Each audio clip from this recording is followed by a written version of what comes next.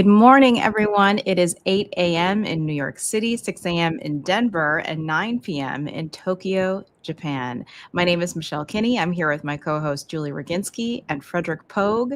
Welcome to the Mayday Morning Show. Guys, first of all, TGIF.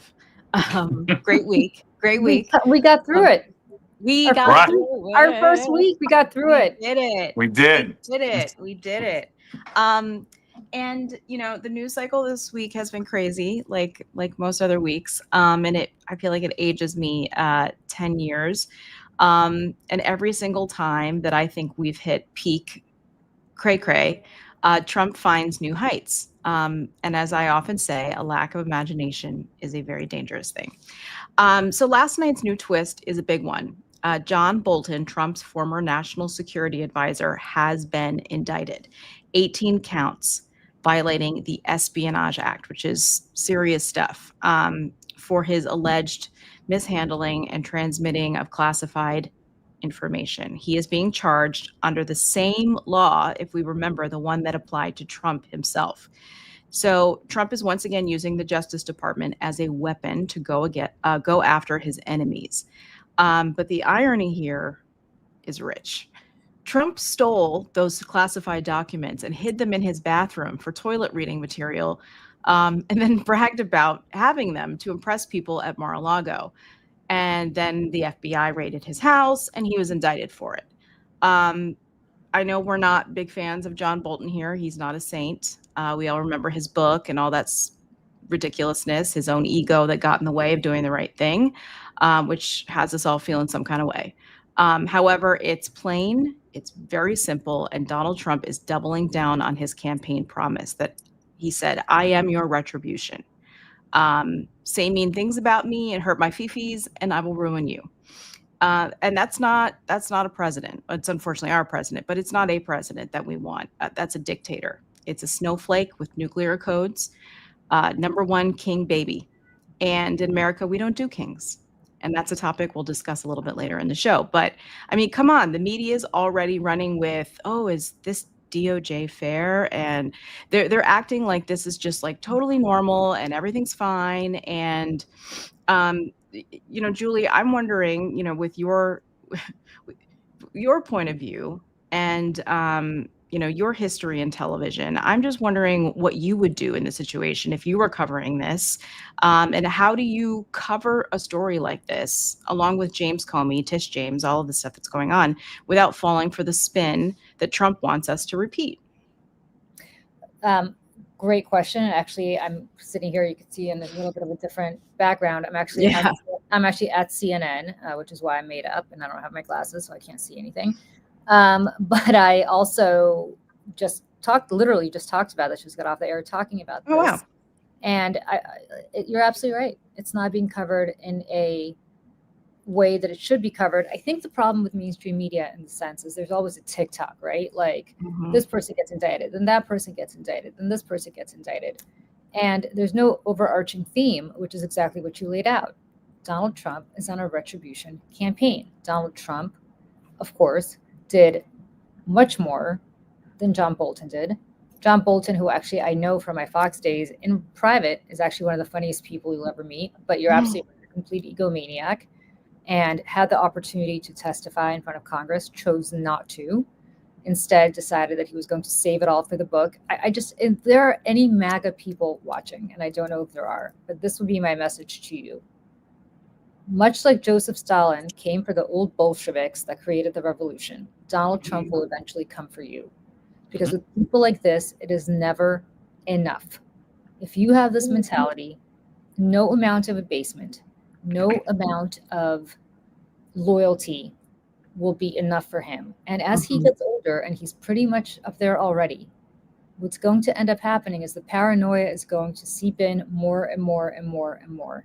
And eventually, nobody is going to be safe. Because now, Michelle, we've heard from MAGA world that they may be potentially, and I don't know if this is true, looking at Mike Pence. Why would they be looking at Mike Pence? Because in the 365 days times 4 that he was vice president, one day, just one day, he did not do what Donald Trump demanded, but what the Constitution demanded. Yep.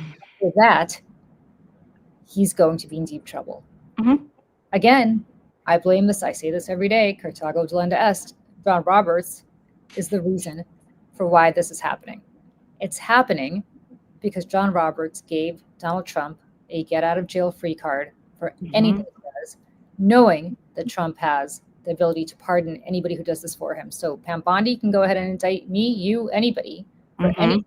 She'll get a get out of jail free card eventually. Right. And that's thanks to John Roberts.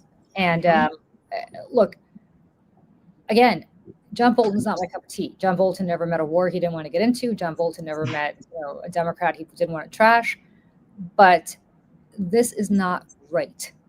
This is not right. And what it does is begs the question of any indictments. I mean, they could have John Bolton dead to rights on anything, and yet nobody's going to believe it anymore because they've been so political in this Justice Department. It's exciting.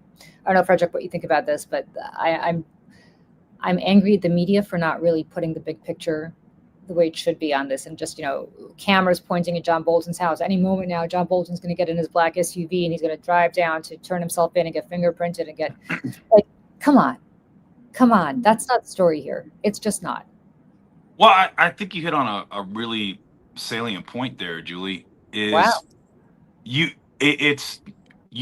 just said that no one's gonna, even if it's true, no one's gonna believe it. And this is the damage that Trump and Pam Bondi and his sycophants have done to the Justice Department. I mean, one of the people that's in the crosshairs right now, James Comey, and what he did, which was, even though he tries to spin it with Hillary back in the 2016 election, that was absolutely an ego thing. Yep. He may not admit that. He wrote an entire book deflecting against that. But look where he's at right now. And I'm not so sure Pam Bondi even gets a get out of jail free card, because for Trump, there's two kinds of people. There's people that do exactly what he says when he sends it, or when he says it, and then when he's done with you, you are a pawn or a patsy, or you're something to be sacrificed to push the blame off of him, because how Donald Trump kind of runs his life. And unfortunately, as you've pointed out, the media just gets after this like catnip. He'll do something that's BS, it'll go badly, and then he'll distract with more BS. And then they're just following along. As you pointed out. Yeah. And you know who's next, by the way? I think, and I have no evidence of this, Bill Barr. They're going to come after Bill Barr. Of course. Bill Barr had the temerity to say that this election was not stolen, right? Bill Barr did everything Donald Trump demanded. He was one of the worst attorney generals in the world. He covered up the Russia Mueller report. He covered up the Epstein stuff. I mean, I can go down a list of how Bill Barr violated his oath of office on a daily basis to serve the president and not the United States. And yet, after the election was over, Bill Barr said, I don't think this election was stolen. We looked at it 20 different ways and we didn't see any evidence. Because they thought he was done. They thought that it was over. Yep. And this just goes to prove again, I mean, we all know this here, but the Justice Department going after Trump, rightfully so, after the 2020 election, because of all the crimes and the things that he had committed during his time. But you have to follow through with a guy like Donald Trump. You cannot go halfway. You can't go 95%. You can't go 99%. You have to go 100%, Merrick Garland et al. You have to follow through, because if you miss, if you swing and you miss, or you don't get the job done, he will come back with a vengeance. This is the kind of person. He is sick. He's a sick, sick man, and he will not stop. It will, to Julie's point, it will never be enough for him. Yep. It will never be enough for him. Well, and that's the thing Michelle, that's the thing I keep coming back to, is you look at the people he's indicting, right? Like, just from a tactical perspective, from a, strategic perspective. Yeah, there's a spectacle to it, but John Bolton's out of politics, right? Like, he's done. His credibility's kind of, like, he's outside of MAGA, he's outside of this. Is like, this is purely retribution. Mike Pence, Mike Pence is, if they go after him, he's not viable to run for a national office again. Oh no, this is Like, revenge. That's all this No, is. this is yeah, that's all this it is is. all for Donald Trump. And it Yeah. goes to your point is that this guy, and that's, I think in a lot of ways, that makes it worse. Because I'm going off of like what Dietrich Bonhoeffer talked about, like with evil, if it's calculated, then you kind of understand it, right? There's a rhythm to it, there's a logic to it. This is just madness. This is just like demented, malignant narcissism, and that guy has the nuclear codes. That guy is running the Justice Department. He may, well, I should paraphrase. He's not running it, but he could just snap his fingers and they'll do whatever he says. This is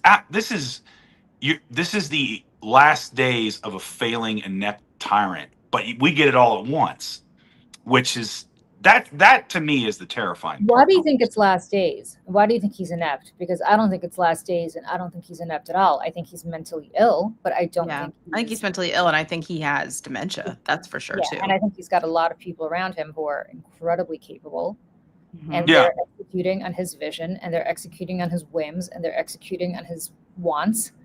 And I don't think he's leaving. I mean, to the extent that you think this is the last days, people, If he I did, saw this. yeah. I saw this somewhere. People were tweeting, "Yes, it's only been 9 months. We're only like 3/4 of the way through, or 1/4 the way through, or whatever the number is." And I was like, "We are," because the only way this man is leaving is if he dies.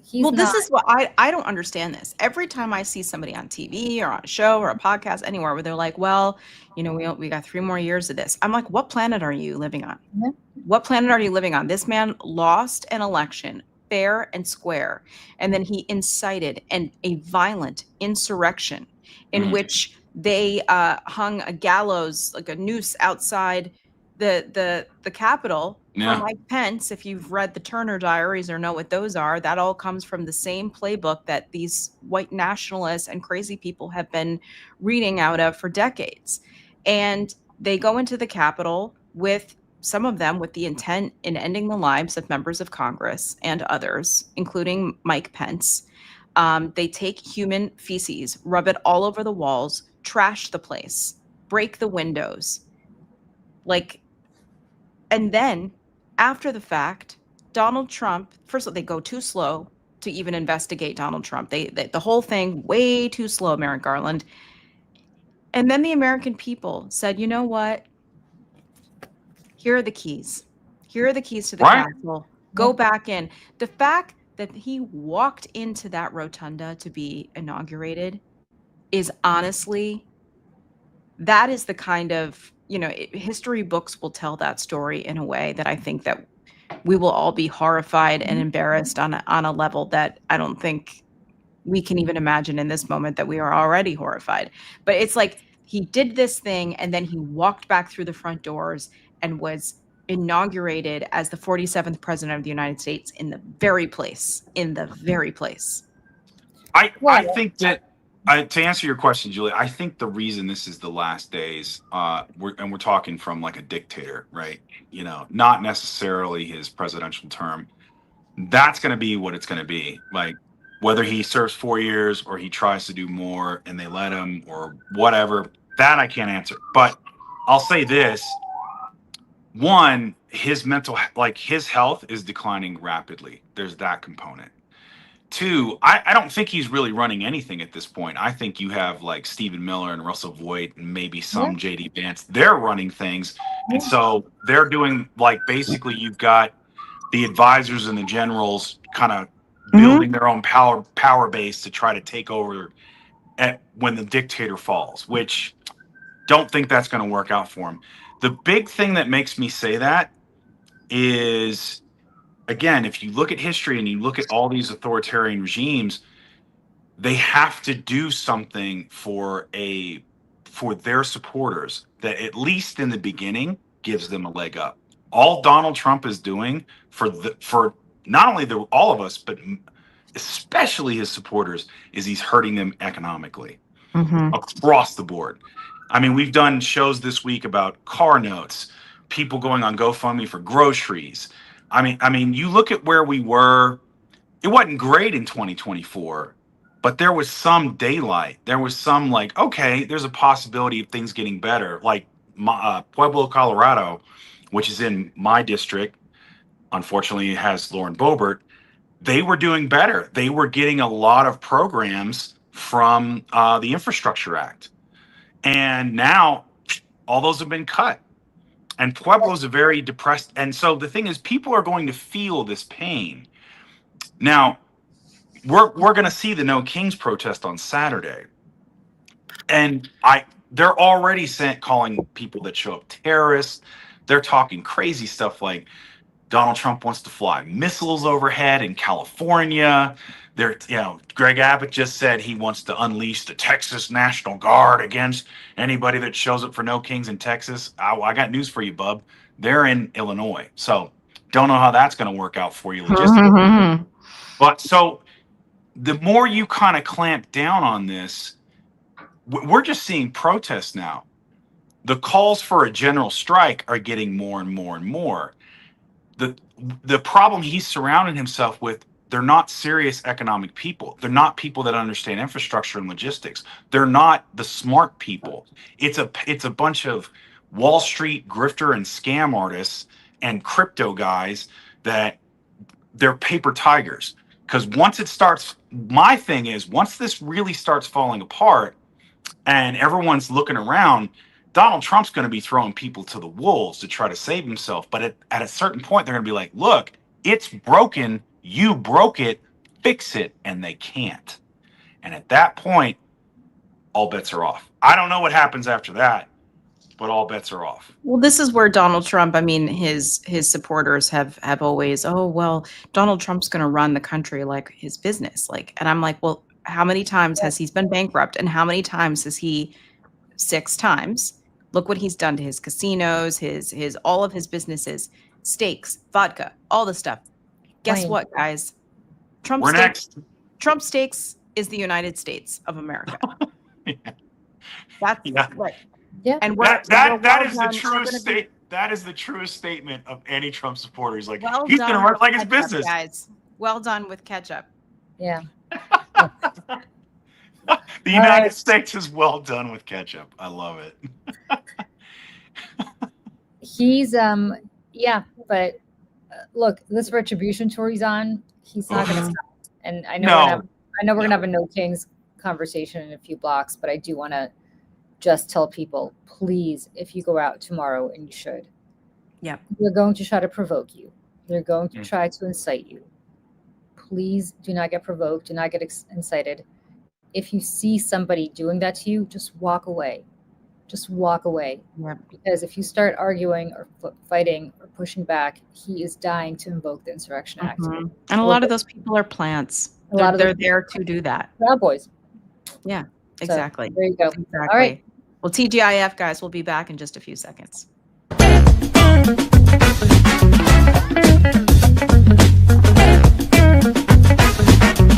you ready for this? Are you ready? All right. I'm sorry, guys. Well, speaking of stories that send a chill down spines in the country, I've got one that really will do the trick. And if it doesn't, well, I don't know what will. Politico reported Wednesday that a swastika flag was found hanging inside a congressional office. Let me say that again. A swastika, aka the Nazi flag, in the United States Capitol in 2025. The flag was seen in the office of first-term Republican Congressman Dave Taylor of Ohio. And the staffer responsible, Angelo Elia, was fired immediately. But that doesn't erase the larger problem. This is just days after Politico reported that a young Republicans group chat with over 28,000 messages joking about gas chambers, the R word, grape, calling black people, quote unquote, monkeys. This isn't just fringe crazies anymore. It's mainstream Republicanism. When Trump and his allies talk about, quote, retribution, unquote, and, quote, purging the deep state, unquote, people take that as permission. Michelle, Julie, When this kind of hate is happening inside the halls of Congress, not in some dark corner of the internet, how do we even begin to pull the country back from that precipice? Michelle, suggestions, ideas? Well, I don't know, because, you know, to reference the conversation we were having before with the insurrection in the halls of the Capitol on January 6th, doesn't this just kind of seem like the next natural progression of the state of affairs here? I mean, I don't know what the answer is here, but I certainly do know that you have to call them out. Now, I don't think a lot of these people can be shamed. I think they can be in the short term, but I think what all that it will do is move the goalposts for what's not acceptable, but what's shocking and what's not shocking. But we have to continue to call this out. We have to continue to hold them accountable. We have to continue to at least try to shame these people, because I say this often, I'll say it again, our grandfathers, many of our grandfathers, crossed oceans to fight this shit. And they would be spinning in their graves if they had any idea what is going on here in the United States 80 plus years later. This is disgusting. Disgusting. Here's the part that I think is problematic. And again, I blame the media. They are normalizing this, right? Here's a Politico story. Again, oh, yes, there was a Nazi flag and a swastika. There you go, right? Found here. Yeah. The young Republicans said a bunch of really awful things. Let's ask J.D. Vance what he thinks. J.D. Vance is like not quite defending it, but not condemning it.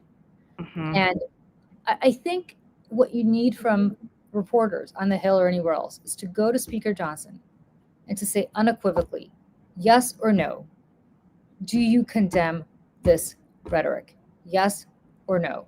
And if the answer is but, the Democrats, whoever, there is no but, right? If one of us were to found to have this kind of stuff in our office, there'd be no but. Oh, but I love Michelle. She's my really good friend. I'm doing the show with her. Michelle wouldn't be on the show anymore. It'd be like, sorry, No. Michelle. Oh, Don't God, no. And vice versa, right? Like, you don't defend this stuff. It is real. Look, there are a few things in life that are black and white. Like, there are very few things in life that don't have shades of gray. This is one of them. Nazis are bad. Swastikas are bad. Yeah. Nazi bad, guys. Yeah. Calling black people monkeys is bad. Also very Saying you bad. want to put your enemies in a gas chamber, bad. Bad connotations, brings up bad memories, right? Just bad. There's nothing more to it. And we don't need to belabor this. We don't need to sit there and talk about like, well, but the the attorney general candidate in Virginia said this on his private chat. Like, bad. It's Well, just bad. it is And bad. And the difference being also that person took responsibility for it, admitted to it, and, I think was at least a little bit regretful, but it doesn't matter. It is bad. It is bad, to your point, Julie. But again, like, the two sides are not the same. The two sides are not the same. They're just not. They're just not. I think this is the problem. I used to be I was raised conservative back in the day, right? Not more of like an Eisenhower Republican. That's from my father and motherland. Storming the beaches. Yeah, that kind of stuff. Right. We can just we have gotten to a place in this country where we don't say what's right and wrong, and we don't go with context. And it's really simple. When I was in the Marine Corps in the mid '90s, part of one of the people I was training with, he had some Nazi paraphernalia. It was in his locker during an inspection. He got pulled in for investigation, and he was gone. It was that simple. That's back then, right? And so the thing I'm looking at this is, and going to the AG in Virginia, it's about context too. That was leaked private text in 2022 after school shootings when Republicans weren't doing anything against gun legislation, and he was sick of kids dying. That's okay. I can understand that context. I would have actually appreciated if he came out and said, you know what, I shouldn't have said that, but the sentiment with what I was feeling was dead on. Right? This is wrong. Yeah. This unless it is a war trophy that was presented to you by some World War II vet and you got it in a case or something, there's no excuse. Right. And Right. this is something that and I've talked about this, when this is all said and done, we need to have demagification like Germany had denazification. Mm-hmm. Oh, that's a little extreme for it. No, it's not. No. Because it is okay for us. Well, what about free speech? Right, free speech, but there's consequences. Yeah. There's no tolerance for anti-Semitism. There's no tolerance for racism. There's no tolerance for Yeah. Nazism And we don't in have our to be society. tolerant to No, your intolerance. Like, I'm Well, sorry. And speaking of free speech, the right to protest, to peaceful protest, which is what's Thank going you. to happen tomorrow, is enshrined in the First Amendment. They're potentially talking about sending the National Guard, as you saw. For what? For what? To violate our First Amendment rights? They're Right. talking about firing missiles, Michelle. We talked about this the other day. Yeah. Firing missiles off the coast of San Diego onto I-5, the biggest highway in California. They Yeah. pulled back from that apparently, but that was a topic of discussion. Why? Coincidentally timed for this rally. This is Yeah. a peaceful protest. And I have to say, even in the, you look at these pictures of John Lewis getting the shit kicked out of him, and all of these people in Selma getting the shit I was kicked just out watching that last night, actually. of them. And is that what they want? Is that so that Donald Trump can invoke the Insurrection Act? I mean, yes, the answer is the rhetorical question. The answer is yes. But listen, I'll just say this before we end the segment. When I was very young, I had a cousin who had a husband who at that point was already quite old. He had a humongous Nazi flag in his basement, and he showed it to me. And the reason he did was he liberated Dachau, and that's one of the things that he took. Different. That's one of the things that he took. And I have never forgotten seeing that flag. It was seeing that flag and having, I was 12, 13 at the time, and having this shred of horror, because even though he took it as part of liberating a concentration camp in World War II, still even seeing it and seeing where it had flown at one point, it was like a piece of evil that I was looking at, and I just had bad juju. I feel like things like that kind of but lack the energy of the world around. But he had that as a memento to remind himself of the worst thing he'd ever seen in his, whatever at that point, years on Earth. And he died shortly thereafter. And so this was a very long time ago. But for some kid to work in a congressional office who's in his 20s or 30s, I don't know how old this kid was, but he's a kid, he's a young guy. He looked very young. Yeah. To have a Nazi flag, not as a memento of a horror of a concentration camp, but as a source of pride. And by the way, these people talk about the American flag and how much they venerate the flag. Embedded into the American flag. Tomorrow, if you go march, you take your American flag and you wrap it around yourself, because that's America. I got mine right over here, ready to go. America, not this. And sorry, go ahead. No, the thing is like, again, I'm all for free speech. You want to have a Nazi flag? Go for it, man. Go have it in your office, and your like one of your staffer does it. Sure. Consequences come with that. Staffer gets fired. You get investigated. You get, at the minimum, censured. If not, you lose your seat. It has to be that harsh and that swift to knock this out. Let me just add one more thing, and we really do have to go. That was on a call that this kid was on, right? Where was this? Was he operating out of his congressional office? So were people walking by him every day and seeing this?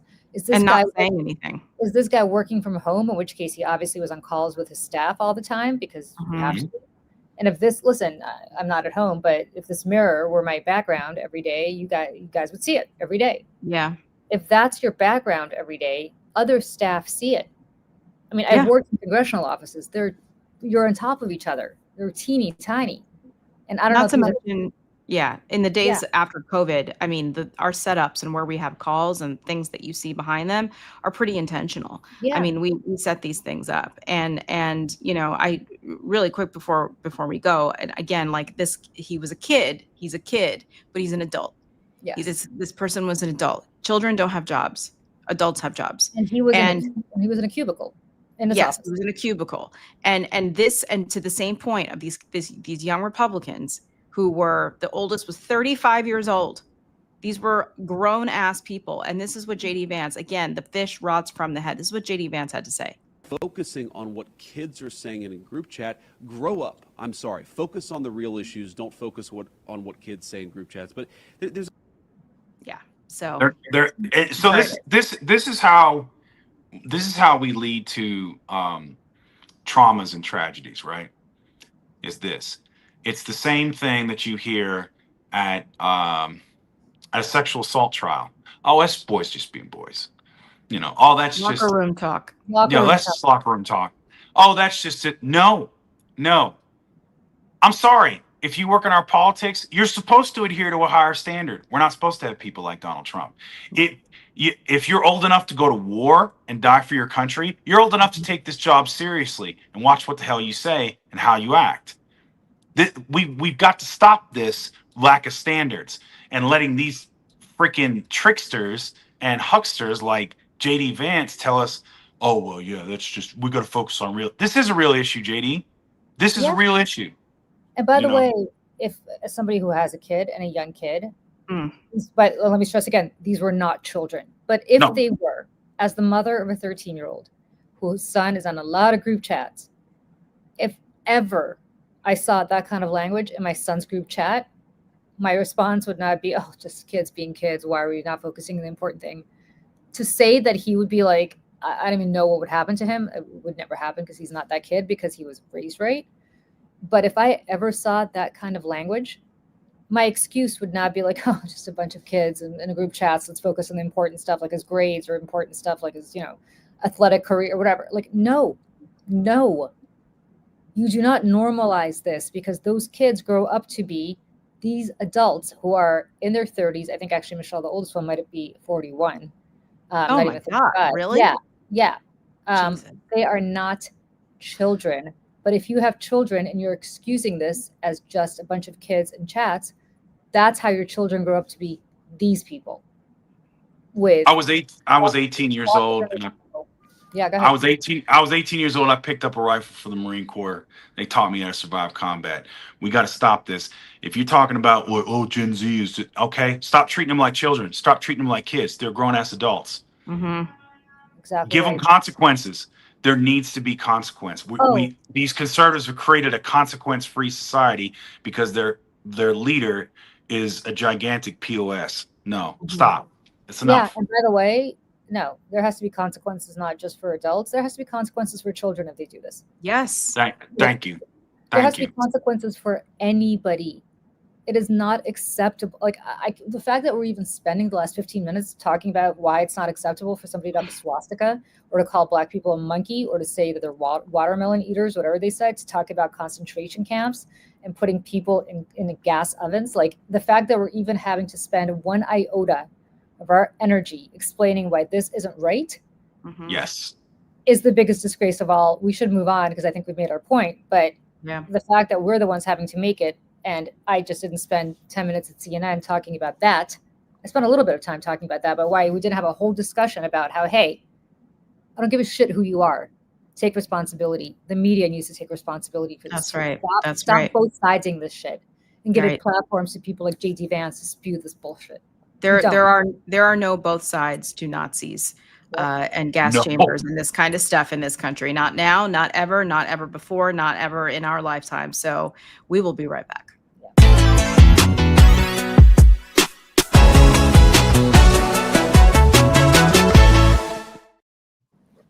Well, you guys, it's Friday, so I thought we'd have some happy news, but apparently we're having a depressing show today because things continue to get worse and worse. We just talked about what's going on in the executive branch. We just talked about what's going on in the legislative branch with these members of Congress having swastikas in their offices. And now we have the judicial branch. The Supreme Court is about to make a ruling that could rip apart the Voting Rights Act. That's right, the Voting Rights Act of 1964, one of the greatest pieces of legislation of the 20th century, We're not talking about incremental change. We're talking about gutting one of the most important civil rights laws in America. And let me explain why. In Louisiana versus Calais, the court is reconsidering Section 2 of the Voting Rights Act. Section 2 is critical. That lets courts step in when racial vote dilution occurs, even when there's no overt discriminatory intent, i.e., you don't pack Black people all into one district to marginalize them and to create white districts for everybody else. The conservative majority, of course, thank you to all of the Republican presidents who decided to put them on the court so that this kind of outcome would happen, is signaling that they want to limit or eliminate the ability for voters of color to challenge maps that systematically dilute their power. These are redistricting maps. Here's the irony. They're calling for a colorblind constitution as though race no longer matters, while in practice, what that means is letting discrimination hide behind neutral laws. And I just want to be clear, if they succeed, it would erase a key tool for ensuring fair maps and equal access to representation. People of color would be forced either to live in extreme enclaves or forever have diluted power across hostile districts that don't care about them.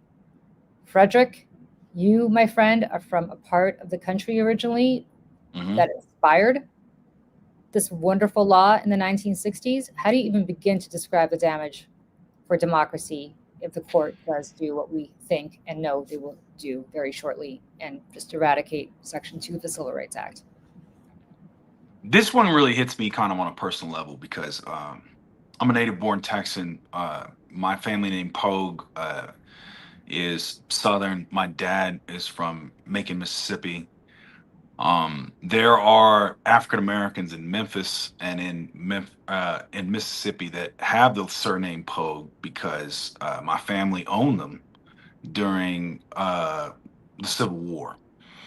I've had members on that side of the family that were Klan. I've had there was a mint dish that our family it was a treasured heirloom. I think my dad got rid of it. Where Jefferson Davis ate mints out of it. It was silver, right? And we were very proud of that. Or I wasn't, but my family was.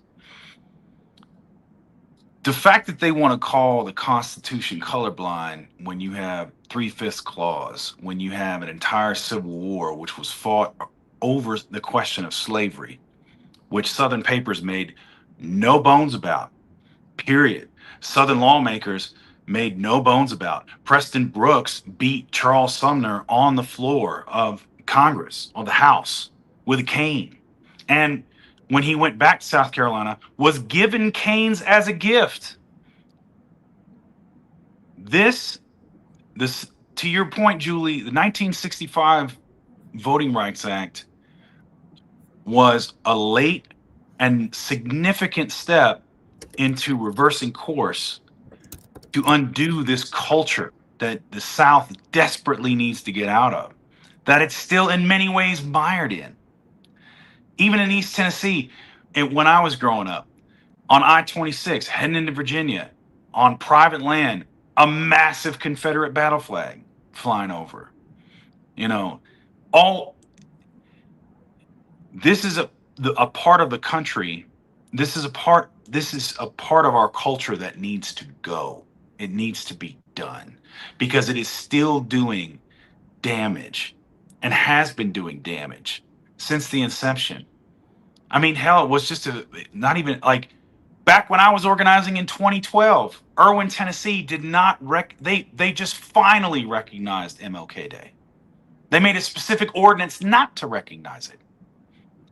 So this absolute whitewashing of history, this whitewashing of a place that they're from, a lot of these they know this. They absolutely know this, and it's purposeful. It's this ignorance that they profess to have, like, oh yeah, and no. Scalia at least tried to get around and say, well, you've got to apply it to the rest of the country. It's not fair to do it to these specific states. Okay, I'm for that. Let's do it. When he gutted the 1965 Voting Rights Act. But now they're just saying like, oh yeah, if you're an individual state, you want to have racial discrimination, like, oh, okay, you want to violate people's civil rights, you want to violate their voting, okay, no problem. It's unconscionable. Let me just say this. You know. I worked on redistricting for decades. And when you draw a congressional map, it is incredibly, you do it with an incredible intent. Every district, every precinct, every street, because you can carve up literal towns. It's not like you have to put them all in the same district. There are certain districts that you cannot touch because they're majority districts, and you would be diluting the votes of people of color who've been traditionally disenfranchised. So you have to start drawing around it, right? And you have to take these issues into account to make sure that you're not doing that. And that is thanks to the laws that you have. And if you get rid of this, and I said 1964, you're right, Frederick, it was 1965. Thanks for that correction. But if you get rid of the Voting Rights Act of 1965, and let's remember why it was passed in 1965. Let's remember what was happening prior to the passage of that law. Jim Crow, governor standing at doors of schoolhouses. I mean, there was tremendous anguish happening, especially in down south. And when you start now saying to people like me who draw maps, hey, it doesn't matter. It doesn't matter. Why don't you spread this Black community into 5 different districts so that they don't have a Black representative? There's not going to be enough of them to elect a Black representative or a Latino representative. Or why don't you pack them all in together into one congressional district so that you're going to have 1 member of Congress as opposed to having 3 members of Congress of color because you're packing them. You guys, what this is going to result in, for those of us who know how to draw congressional maps, what this is going to result in is a horror that is you're going to see the most lily white Congress. You're going to see people who just don't care about anybody but people who look like them. And you're going to see swastikas in congressional offices because nobody's going to be left to hold them to account. And again, on January 6th, there was an insurrectionist who walked into the halls of Congress with a Confederate flag, a big giant one. Yep. And Jefferson Davis never did it, but Donald Trump did. And you know, on the flip side, Frederick, of your family, like, you know, my family's been here for a long ass time, and my ancestors fought for the Union in the Civil War proudly. And for a long time, we had one of their diaries. He was he kept a diary for the general that he worked for, with wounded and killed. He would walk around and take a tally of the people on the battlefield. There was a piece of his uniform. There was actually a signature of General Sherman. Like, I mean, something that we're very, very proud of, and something that I've carried with me as an American. But I look at what's happening now, and I'm not naive, right? This country's done a lot of horrible things, but I thought we were better than this. But apparently we're not. And apparently the South did win the Civil War, because we're still fighting the same fight. And the fact that we are still fighting the same fight means that we didn't win, that they won. And I used to make a joke that, you know, oh, the South will rise again and do what? Enslave people? A joke that I would make, but apparently that's what they want to do. And you know, I don't think that they're going to stop until, Julie, to your point, everybody everywhere is somebody who looks like them. I mean, Stephen Miller has made jokes that if it was up to him, 100 million people would live in the United States of America, and they would all be white. Here's the I'll just say this real quick, and I'll let you launch, Julie. Like, here's the worst part of it is they think that, we're getting one over on these Black folks. We're going to be pushed back up against. No, man, it's hurting you too. It is hurting you too, because now you're not going to have congressional reps that are working for you. They're working for the man. They're working for money and interest. And you saw that even in the Confederacy. The state that had the most people die, most soldiers die, was North Carolina. State that had the least amount of slaves, North Carolina. And even back then, they knew there was people that were against it. About a third of the South said, I'm not going to war for some planter. I'm not going to war for these rich folks and dying for them.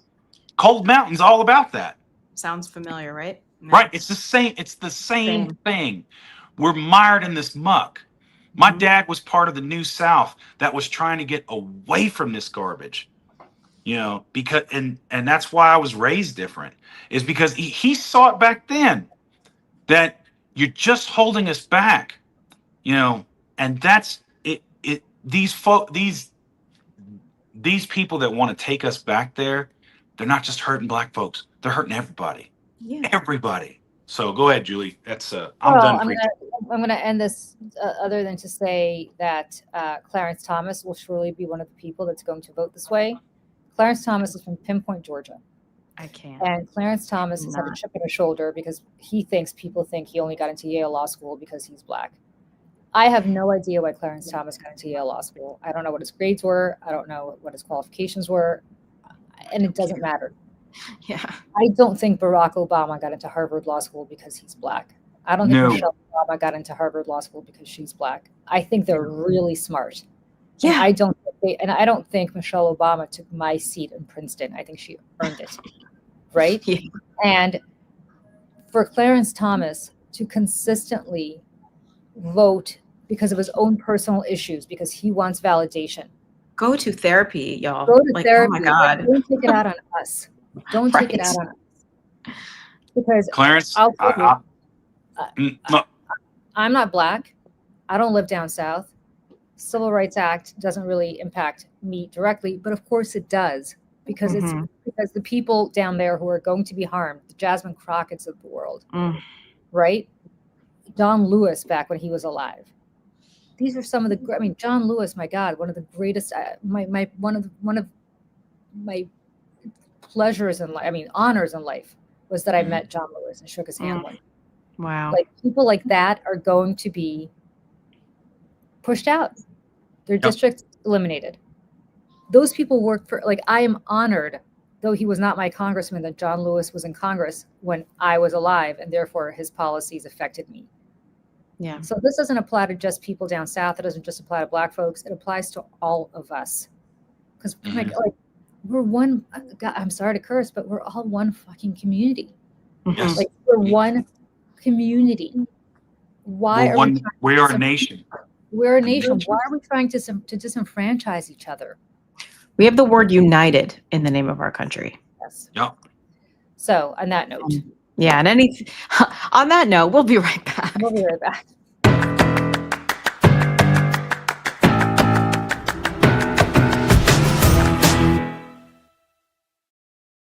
Friends, we were talking about this in the last couple blocks, but this Saturday, if you don't know already, people across this country in towns, villages, and cities are going to take to the streets for the No Kings protest. It will be a peaceful, patriotic stand against authoritarianism and the idea that one man can rule this nation. And predictably, the right is already losing its mind. Trump's press secretary, Caroline Leavitt, who always wears a big, giant cross, has called Democrats, and we have this clip, and I will show it. Democrats are Hamas sympathizers. And Speaker Mike Johnson has now said, not once but twice, that the No Kings protest is a hate America rally. I think Scott Bessent said something very similar. But if we know our history, which I know we all do here, the first No Kings rally was on December 16th, 1773. It was a little event called the Boston Tea Party. So let's be very clear here. There is nothing more American than standing up to tyranny. And No Kings means we love this country and we will fight for it. And we love everything that it stands for, everything that it could be. And they say all this stuff, and they're threatening to fly missiles into Camp Pendleton or whatever else. I mean, it's crazy. And they want us scared, and they want us quiet, and they want us to stay home, because every time we show up, they are reminded of how much power the American people have, and it terrifies them. So I would love to just take one last look at the latest ad that I produced for the Seneca Project. It is called Stand Up. And we produced this in partnership with Indivisible, who is the organization that's behind the No Kings protest and the No Kings movement. I'm going to go ahead and show that now. We are together as one. Yeah, I'm standing right here. I ain't got no fear, no fear, no fear. whole world is watching, and I hope we ready. Been through a whole lot, but we overcome. People need to come together. I was waiting for this, and now it's my turn. This is restoring my faith in humanity.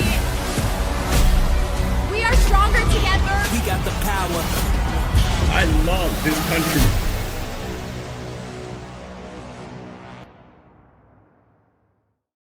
I mean, if that doesn't make you want to Get out. get out up, there. get up and get out, and so will this. This is Caroline Levitt. This is yesterday. That the Democrat Just kidding. constituency are made up of Hamas terrorists, illegal aliens, and violent criminals. That is who the Democrat Party is catering to, not the Trump administration and not the White House and not the Republican Party, who is standing up for law-abiding Americans, not just across the country, but around the world. Law-abiding Americans. Our 34-time felon president. Michelle, are you a Hamas terrorist? No. Frederick, are you an illegal alien? No, not recently. You know, What's the third thing that we're supposed to be? Violent Criminals. criminals. well, I kind of used to be. I was a United States Marine, so I mean, a little bit. I mean, I was violent criminal. I was violent criminal adjacent. Let's put it that way. You know, I'll say to Carolyn is I'll say, hey, look here. I'm not the one that's taking billions of dollars from Qatar that supports Hamas. I'm not the one giving them joint training commands up in Idaho. I'm not the one taking gold-plated aircrafts from them. I don't know how you can think Donald Trump isn't a Hamas supporter. It sure seems like he is. Yeah.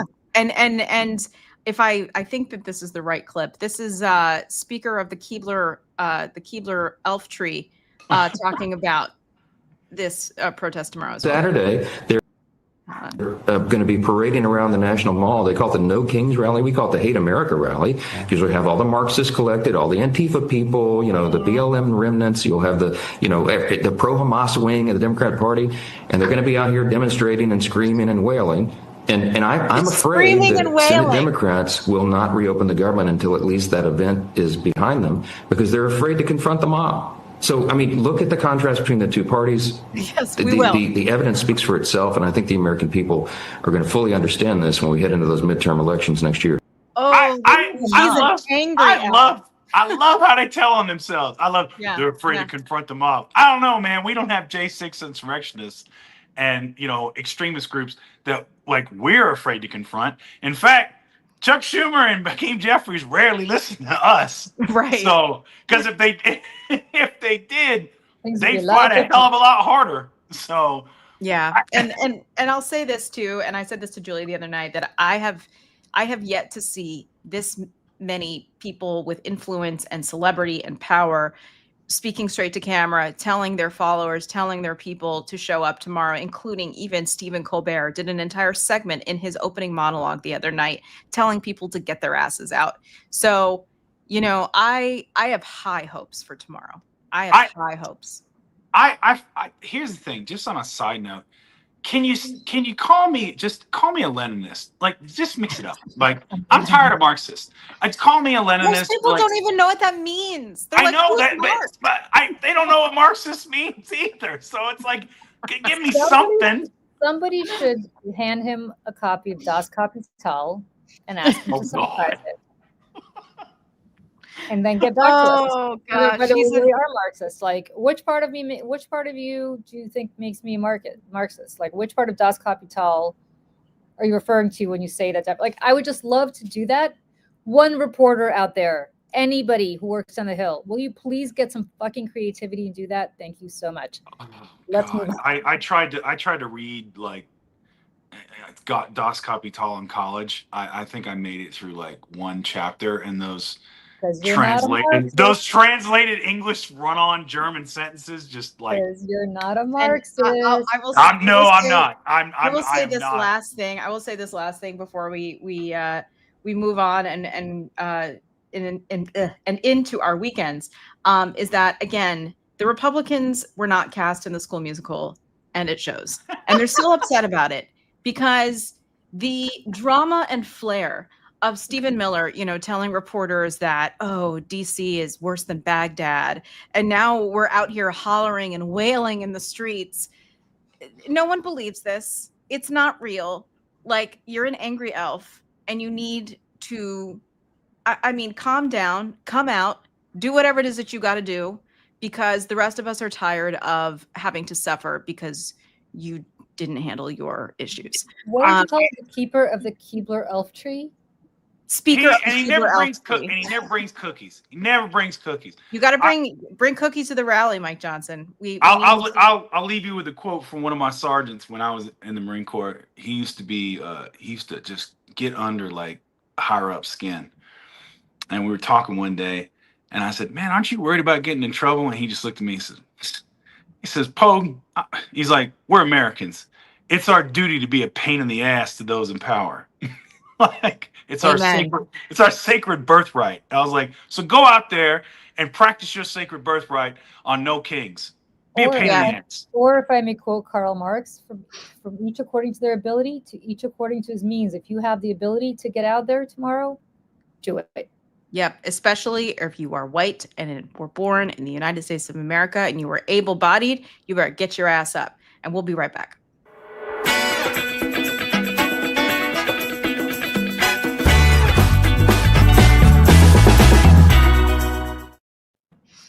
So it's the surprise segment. And as usual, I have Julie and Michelle with me, and they are from New York. But did you know that there is a delicacy in Philadelphia called scrapple? And it is absolutely delicious. Yes. Oh. It is. So for those of you who don't know what scrapple is, basically what it is it's made of beef and pork and some bones and it's like mystery meat a little bit. Oh yeah, cornmeal and flour, and I loved it when I got to. Yeah, it's like some Depression era food for sure. Oh yeah, I was raised in Hawaii, so like salty meats, loved it. I ate spam. You probably ate a lot of spam in Hawaii, right? Yeah, I was. So as a kid, we had like the school lunches would consist of fried spam, rice, sticky rice, and that's like a real thing, right? Yeah, it's that's a cultural thing down there. Yeah. Right. And so, but this past week there was a scrapple sculpture contest in Philadelphia, and the winner that was absolutely enabled, and they made the mush tush, which is based on the push tush by the Philadelphia Eagles. And so this was this is in the Keystone and AP News. You can absolutely Google this and look this up. It is a mound of unidentifiable football players doing the push tush, and they won a $100 gift card, and they will be on display this weekend in Philadelphia. Oh, I think it was to Dietrich Meats, which is like a big right. And so they sponsored this, but it was the mush tush. So I'm going to be in Pennsylvania starting tonight for a few days. Where is this in Philly? Do you know? Let me see. It is in. You can. It is in. Let me see. It is. I think it is in. Like, where is it? I got to figure it out. Well, it's I'm looking at the article that you sent. Yes. Reading Terminal Market is where. There it is. Yes, Reading Terminal Market. Okay, thank you. Yep. Yeah. So you could go look at all the sculptures. Apparently, the one last year was like an egg inside of a rooster catch, like very creative. But this year, it is the mush tush. I'm gonna have to try to persuade my husband to go look at Scrapple this weekend. I don't know if I'll succeed. No, not just Scrapple sculptures. Yeah, I'm saying seeing here it says the expert judge was Sasha Suda, chief executive of the Philadelphia Museum of Art. Like, so this is serious business. The one that Rocky ran up the steps of, by the way. Right. Yes. Or that's where actually the last No Kings protest. That's exactly where I was. Yeah. So everyone who is watching this video, and especially when it goes on YouTube, please leave a like, leave a comment if you want Julie to report back on the Scrapple sculptures and to provide a picture for our socials of Julie Roginski eating Scrapple in Pennsylvania. Pixar, it didn't happen. Pixar, it didn't happen. No. There's no Scrapple in my mouth. No way. Why? That's what she said. That's what she said. She literally did just say that. But all right, I'm about to get kicked out of the CNN conference room that I'm in, so I gotta go. Yeah. You go. Good stuff. Please, I'm gonna echo what Frederick said. Please like and subscribe to us here on YouTube. It helps us immensely. Find us on Apple Podcasts and Spotify Podcasts. This show and our other show over it that we co-host with Tara Setmayer and JoJo from Jurors, which you can tune in tomorrow. We're doing a pre-protest pep rally just with the 4 of us or 3 of us, whoever can come, at 10 o'clock in the morning Eastern tomorrow, just for a short chat before we hit the streets. So everybody, you please have a lovely day, a safe weekend, and stand up, do not stand by. Stand up and march in the streets this weekend. We'll be looking for you. Send us your pictures, tag us, and we'll see y'all on Monday, 8 o'clock. Bye, everybody. Bye-bye.